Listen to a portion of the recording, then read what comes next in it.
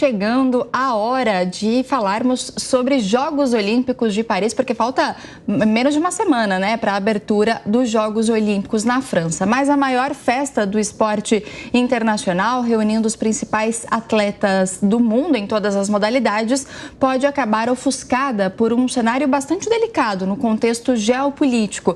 A Lívia Zanolini conta pra gente os detalhes.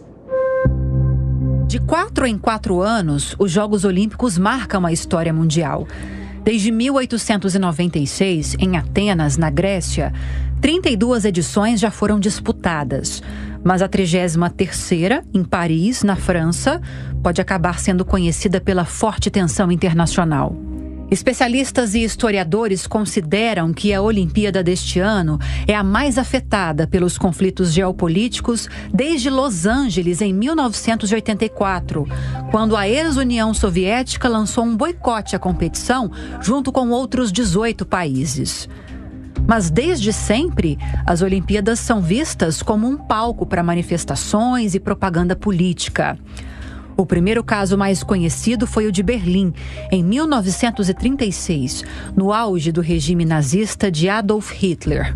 Para o ditador alemão, os Jogos eram uma oportunidade de mostrar a grandeza do Terceiro Reich e a suposta supremacia ariana. Mas foi o americano Jesse Owens, um negro neto de escravos no Alabama, quem ganhou destaque. No atletismo, ele conquistou 4 medalhas de ouro, nos 100 e 200 metros, além do revezamento 4 por 100 e no salto em distância. Os boicotes começaram na edição de 1956 em Melbourne, na Austrália. As delegações de Egito, Líbano e Iraque se negaram a participar por conta da intervenção militar de Israel no Canal de Suez.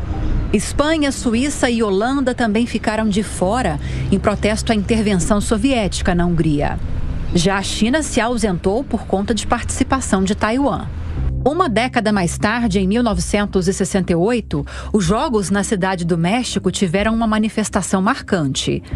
Meses após os Estados Unidos assinarem um ato de direitos civis que acabava oficialmente com a segregação racial, Tommie Smith e John Carlos ergueram um punho no pódio durante a execução do hino para comemorar a conquista dos 200 metros em sinal de apoio ao movimento Black Power.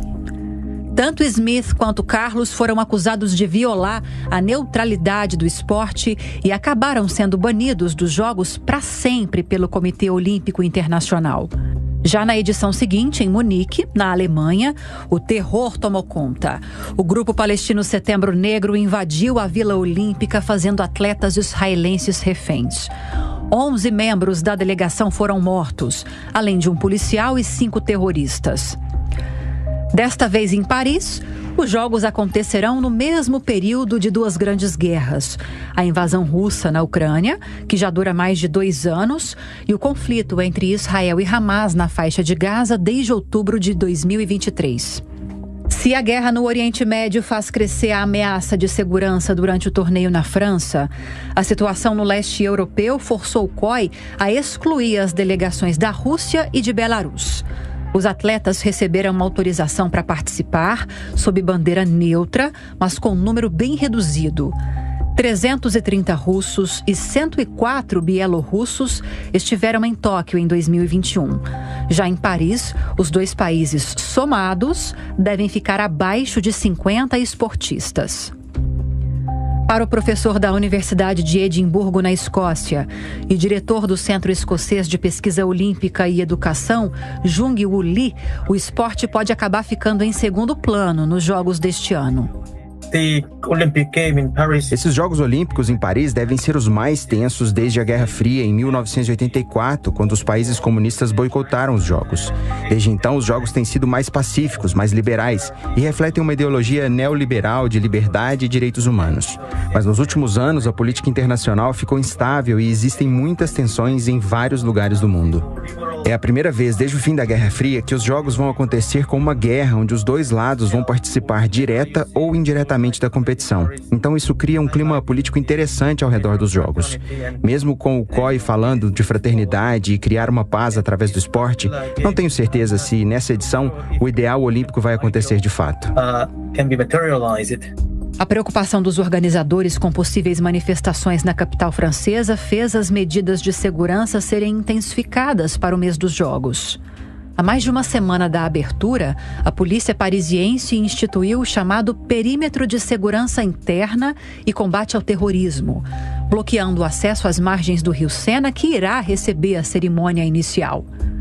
Portões foram instalados em frente a pontos turísticos da cidade, como o famoso Museu do Louvre, que recebe milhões de turistas todos os anos. Agora, a passagem em certas áreas é autorizada somente através de um QR Code para moradores, profissionais ou visitantes que tenham um comprovante de reserva de um hotel ou restaurante na região. A ação deve entregar um passe para quase 300 mil pessoas. O exército francês irá prestar apoio às operações de segurança, principalmente na cerimônia de abertura, além do fechamento do espaço aéreo de Paris na noite da inauguração dos Jogos. Mas mesmo com toda a precaução, o clima de tensão deve seguir no ar, principalmente por conta do histórico de ataques que aterrorizaram a França na última década. E sem a possibilidade da chamada trégua olímpica, quando os países aceitam frear as hostilidades durante o período da competição. Idealmente, esporte e política deveriam andar separados, mas no mundo real, ainda mais com as tensões atuais, é muito difícil que isso aconteça. Na minha opinião, a volta da trégua olímpica na década de 90 e a promoção da paz como parte da agenda do COI é simplesmente um reflexo da época mais ou menos pacífica que o mundo atravessava até a década de 2010. Agora, estamos entrando em uma espécie de nova fase política e histórica, com tensões aumentando, e vai ser interessante ver os Jogos Olímpicos. E outras competições esportivas internacionais vão refletir esse contexto. Se nas Olimpíadas o importante é competir, o desejo dos organizadores é que a disputa acirrada fique dentro das quadras e que a história para o futuro ganhe medalha de ouro.